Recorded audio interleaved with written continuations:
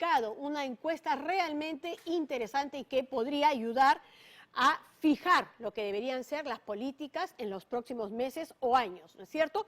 Pero vamos primero y ya nos encontramos con Urpi Torrado. Urpi, muy buenas noches, gracias por acompañarnos y gracias por compartir con nosotros esta importantísima encuesta. Buenas noches, Rosana.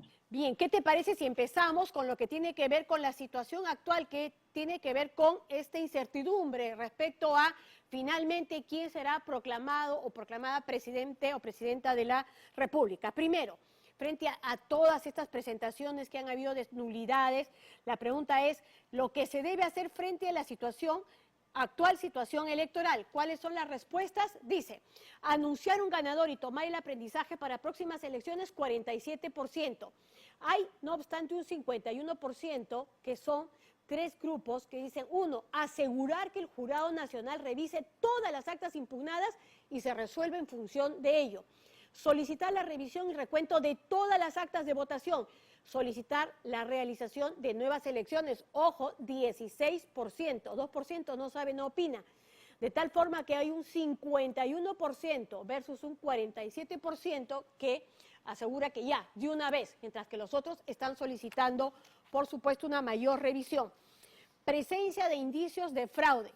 Si hay indicios, 45%, si cambiamos, si hay indicios, 65%, 29% dice que no, 65% de la población considera que sí ha habido indicios de fraude. Luego, imparcialidad del Jurado Nacional de Elecciones. Pues el 51% considera que no está actuando, 43% que sí lo está haciendo. Y respecto a la OMPE, el 49% considera que no está actuando y 45% que sí. Urpi, cuéntanos un poco, ¿cuáles son, en todo caso, las interpretaciones respecto a estos cuadros? Bueno, claramente vemos el país dividido en dos, entre un porcentaje de gente que ya, digamos, independientemente del resultado, hay dos mitades, que uno quiere que se define un ganador ya, y hay otra mitad del país que, si bien con diferentes posturas adentro, pero al final es otra mitad del país que dice, tenemos que llegar hasta el final y tiene que haber transparencia en el proceso electoral, todavía no es momento de anunciar un ganador. Claro. ¿Y por qué, y por qué estas posturas? Porque si vemos, hay una sensación que cree que hay indicios de fraude, y esto cuando lo vemos desagregado, es más, por ejemplo, el porcentaje bastante más alto entre jóvenes, al interior del país, incluso en el nivel socioeconómico E, o sea, en los niveles más bajos, y entre votantes, 85% de los votantes de Keiko Fujimori cree que ha habido fraude, que hay indicios de fraude, y 50% de los votantes de Pedro Castillo también cree que ha habido indicios de fraude. Ay, claro, y es cierto, cuando estamos hablando de los sectores socioeconómicos, 75% del E y del D, 63%, que es mucho más alto que el resto, sí sienten que hay indicios de fraude, ¿no? Digamos, en los sectores populares, así más. Claro, esto, o sea, lo que estamos viendo que esto no es un tema de un sector de la población o de solo Lima, como de repente algunos lo han expresado, o sea, vemos que esta percepción va más allá y está en todo el país, y esto hace que también las opiniones estén divididas respecto a las dos entidades o a los dos entes electorales, ¿no? Tanto la OMPE como el Jurado Nacional de Elecciones. Hay una mitad del país que cree que el jurado y la OMPE no están siendo imparciales, y otra mitad que cree que están siendo imparciales. Es más, la balanza se inclina, de manera diferente en cada caso, pero se inclina más hacia el que no están siendo imparciales. Así es, y es bastante alto, ¿no? Porque además sí me llama la atención lo que tú señalabas, que esto se da además en las dos tiendas políticas en contienda, ¿no? O sea, tanto en el fujimorismo como, o en todo caso los que respaldaban la posición de Keiko Fujimori, como los que respaldaban a Pedro Castillo, en ambos lados hay temor al fraude. Sí, esto no es una posición solamente de quienes votaron por Fuerza Popular, sino está, digamos, en los votantes de ambas agrupaciones políticas, donde hay esta percepción de falta de imparcialidad, de indicios de fraude. O sea, la gente quiere que se investigue, quiere que se llegue hasta el fondo, pero también quiere celeridad. Así es. Pero claro, eso es sumamente importante porque además esto implica que con este nivel de desconfianza que se ha instalado respecto a estas dos instituciones, pues van a tener que trabajar fuerte, duro y replantear varios puntos para poder recuperar precisamente esa credibilidad que se ha perdido en este último proceso electoral. Ahí hay una tarea pendiente.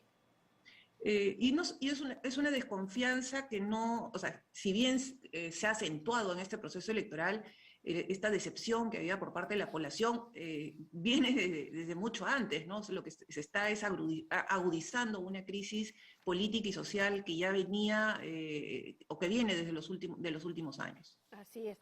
Vamos ahora respecto a las prioridades del nuevo gobierno, ¿no? Gane quien gane, se le ha preguntado precisamente a los encuestados cuáles deberían ser las prioridades del nuevo gobierno. Mejorar la salud pública, 44%.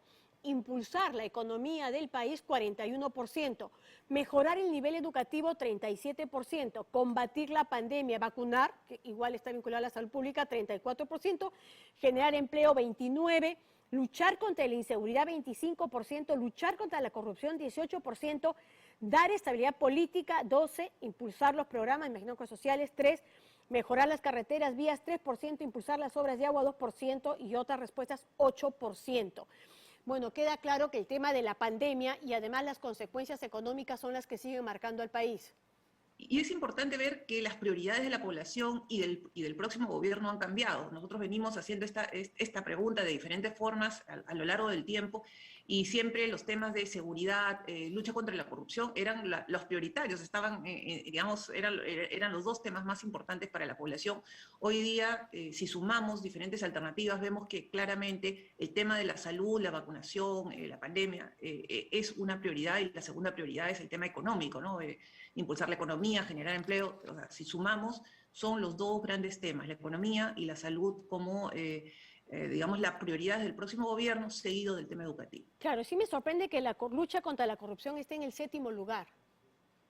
Sí, por eso te decía que es un cambio Sí. importante, o sea, que no ha estado y que no está en este momento en el debate o en la preocupación de la gente, porque, bueno, si vemos la situación del país, Claro. vimos el crecimiento de la pobreza en 10 puntos producto de la pandemia. Entonces, claro, la gente quiere ya salir del tema de pandemia y quiere que se recupere el crecimiento porque está muy preocupado, la está pasando mal.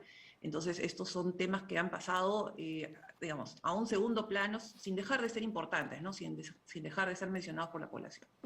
Vamos con algunos temas que fueron precisamente temas de debate y que eran en torno a ellas giraron algunas de las propuestas de ambos candidatos. Prohibición de importaciones.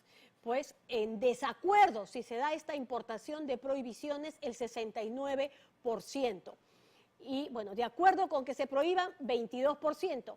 Vigencia de los TLC con otros países, un 78%, que es bastante amplio, está de acuerdo en que se mantengan vigentes, 19% simplemente en desacuerdo. Control, vamos con otro cuadro, a ver si, ahí va, control de precios y de productos y servicios, pues inadecuado, les parece, a un 67%, ¿no? Nivel de cambio de la Constitución, que además es un tema que está muy presente y que podría ser una de las banderas sobre las que se va a tener que discutir en los próximos meses. ¿Cuánto debería de cambiar? Dicen, ¿consideras que se debe hacer un cambio completo de la Constitución o hacerse solo algunos cambios o ninguno? Pues por completo, 20%. Algunos cambios, 63%. Ningún cambio, 14%.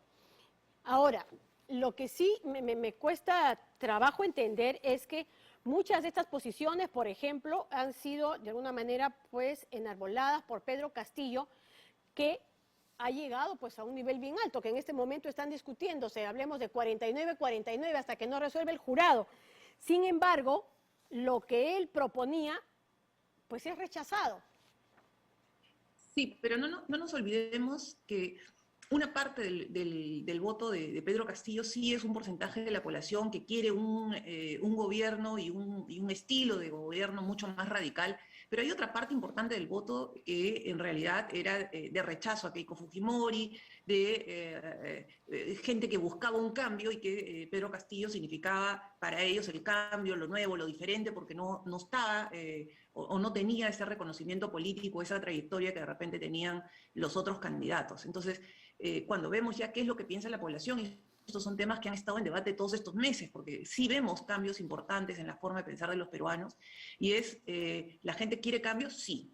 Lo que aparentemente lo que estamos viendo en esta encuesta es que la gente no quiere esos cambios radicales, ¿no? Sino quiere algunos, cuando lo vemos en el tema de constitución, algunos cambios, es decir, probablemente algunos capítulos, y esto es motivo de repente profundizar en un estudio sobre cuáles son los cambios que verdaderamente la gente quiere, pero el tema de fondo es eso, ¿no? Si estos cambios deben ser radicales o no, y lo que estamos viendo es que la gente sí quiere apertura de la economía, sí quiere inversión, sí quiere tratados de libre comercio. Eso es digamos, se evidencia claramente en la encuesta, y si lo vemos transversales, digamos, entre los votantes de Castillo y Fujimori hay algunas diferencias, pero de fondo y mayoritariamente vemos que en esencia todos están por lo mismo.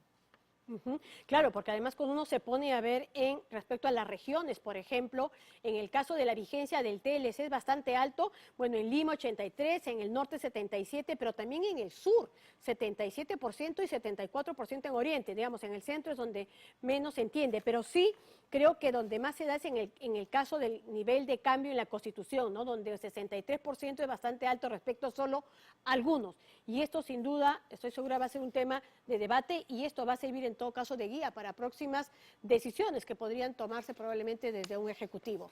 ¿No es cierto? Así es. Bien. Urpi, muchísimas gracias por haber compartido con nosotros. Felicitaciones por ese trabajo. Muchas gracias. A ti, gracias, Rosana. Bien, esa ha sido la última encuesta de Datum respecto precisamente a en todo caso, a las expectativas respecto a las medidas políticas que tendría que tomar el próximo gobierno. Nosotros nos vamos